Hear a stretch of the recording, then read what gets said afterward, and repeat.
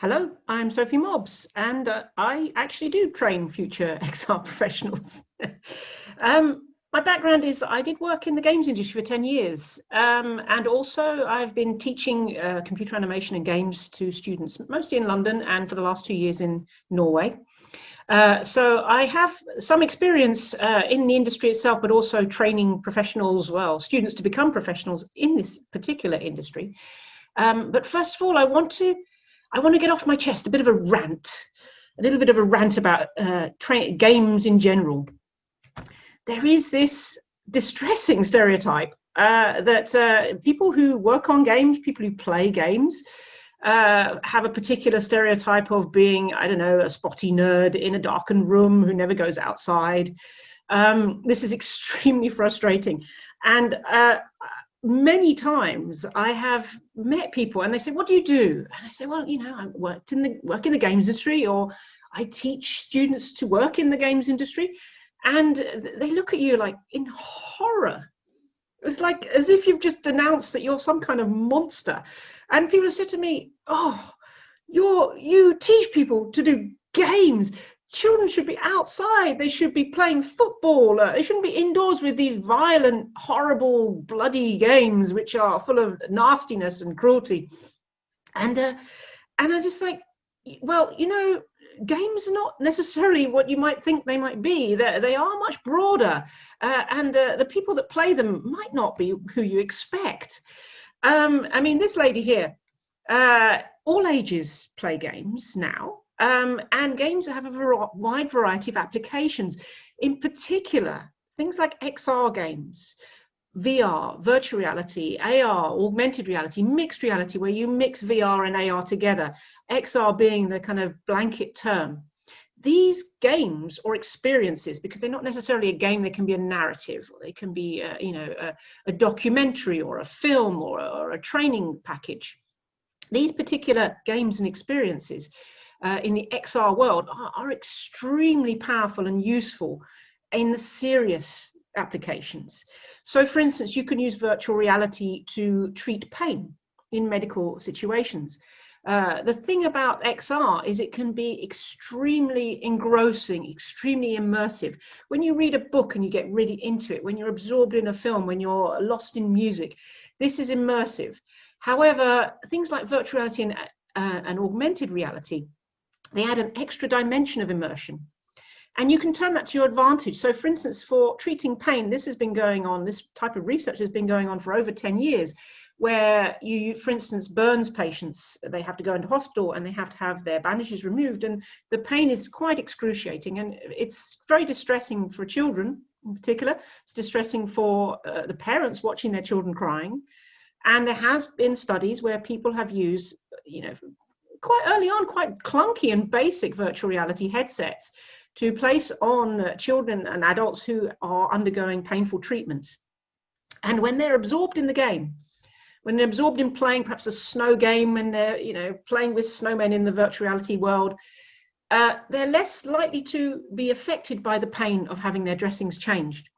And nurses have reported as well that we can change the dressings and we can still ask the child to turn this way or raise their arm, and they will do this without stopping playing the game. They can still communicate. They're not cut off from the world. It's incredibly powerful. The other serious applications you can have is for training. You can train people to jump out of helicopters with parachutes before they have to do that. You can train people to fight fires. You can train people how to deal with difficult situations that can be stressful. All of these things can be practiced in an immersive VR world before you actually have to deal with it in real life as such. So you can gain a little bit of experience and confidence before you try this. And also for education. For education, you can take quite dry subjects and transform them and get students and children engrossed and engaged into the subjects which might be otherwise quite difficult for them. And VR has been used, for instance, for engaging students with maths and calculations and subjects which perhaps you might not expect children to be particularly excited to engage in. And of course, you can use it for research and development. You can use it to kind of test out theories and test out approaches and work out kind of scenarios. So my interest in particular, and the interest that I use with my students, is in serious games. And serious games, they don't necessarily need to be not serious as such. They can be fun, or perhaps the word is engaging, because when you're training someone in a very dry subject, then the more engaging and more engrossing you can make that training package to be, the more likely they are to complete the course or to repeat it or to practice. So it's worth thinking about. And this is what I want to kind of draw forward, because when people come to me interested in learning how to do games, when people are interested in becoming games designers, games artists, and games coders, they can get a certain level of prejudice from friends and family, from people in the outside world who think that they're just going to make some kind of violent shoot 'em up. But actually, games are much broader than that. Games can help change the world. They can be a force for good. And it's important that our students are able to kind of approach that kind of thing, to design games that are used in a more kind of holistic fashion for helping other people, for training and for medical purposes, for serious games. This is an aspect that often that people don't know about and should be talked of more. So to give an example here, this is one of my students working on a particular prototype game. This was a prototype that we put together with one of the local hospitals in Norway. And researchers there had been using virtual reality games to treat elderly people with depression. And we're talking very elderly patients who have severe, profound depression. They're often in their 80s. And these are not the classic people you would be expecting to play games. Now, when you have extremely severe depression, you don't want to eat, you don't want to get out of bed, or perhaps some of these people are very frail and they can't even get out of bed at all. So by using the virtual reality, you bring something to them which helps to lift them slightly out of their depression. And then with multiple treatments, the idea is to gently raise people out of a depressive state of mind through the medium of the virtual reality game as such, with small puzzles that kind of engage and stimulate.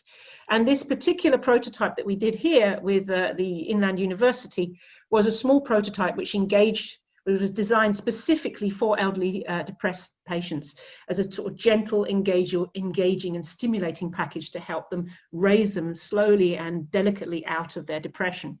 So again, we're talking some extremely exciting and fun and interesting applications of XR that are out there, and which genuinely students are interested in working on. I mean, there is actually quite a lot of interest from the students when they arrive at Inland University to work on these games, because particularly we have industry people coming to us saying things like, well, we've heard about VR or we've heard about AR, and maybe we could use that to train our people. Maybe we can use that to sell our product.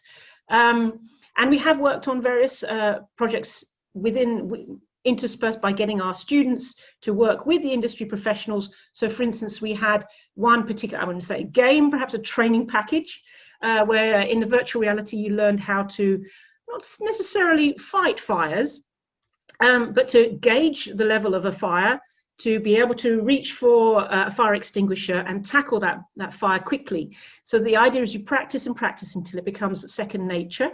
And then, in this way, in a safe scenario, you then learn, okay, in this case, right, where is the fire extinguisher? How do I open it? Let's spray it. Let's work. Have I waited too long? Perhaps now is time to kind of leave the vicinity because it's not working. All of these things which would be very dangerous to learn in real life, but actually would be extremely handy if you build up a certain muscle memory within the virtual reality game.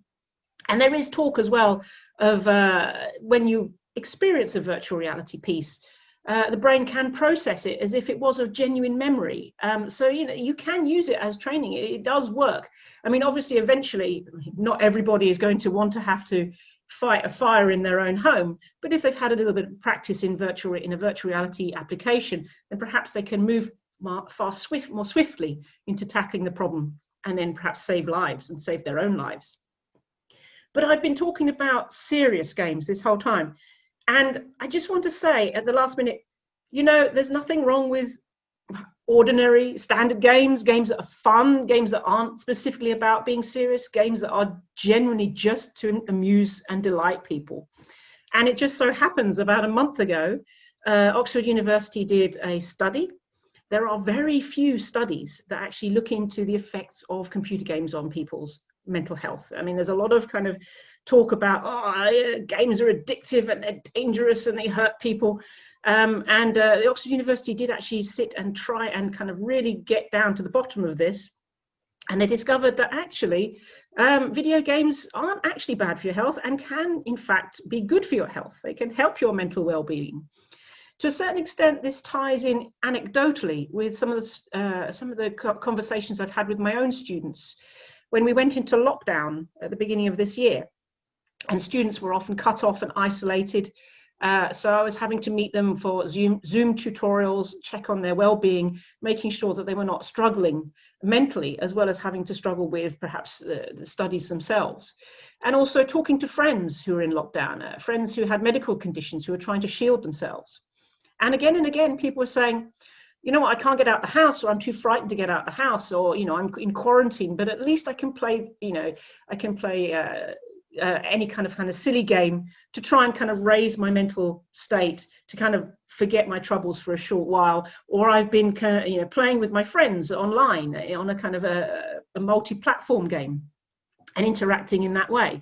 So there was a kind of anecdotal kind of evidence, for me at least, that games were having a positive effect, which of course is lovely for my students, because, you know, even if they don't particularly want to work in serious games, if they're striving to bring out a game, whether it's VR or AR or XR, mixed reality, that brings joy to people, that perhaps allows them to escape. You know, if you're bedridden, you're in quarantine, you know, you can put your headset on and you can get out of the house, and maybe you can visit some kind of a beautiful site on the other side of the world, sit and watch Niagara Falls, or wander through some ancient ruins, or just play a simple and ordinary game. So that's my little rant. It's very close to my heart. Just to say how far we have come in a relatively short space of time. Games, and particularly XR type games, are so new and so fresh, and there's a lot to be learned and much research that needs to be done over time. So it's an exciting time, and we definitely need people to come into this kind of production of this particular type. So the artists, we need creative people, we need coders, we need people who are willing to kind of promote these games, and people who are interested to perhaps look at the way they run their businesses or run their products or run their training and go, how can we make these things more interesting? How can we make them more exciting? Perhaps there is a way to kind of bring XR into our work, so that it's more efficient perhaps, or at least more engaging. So I'll hopefully see you later.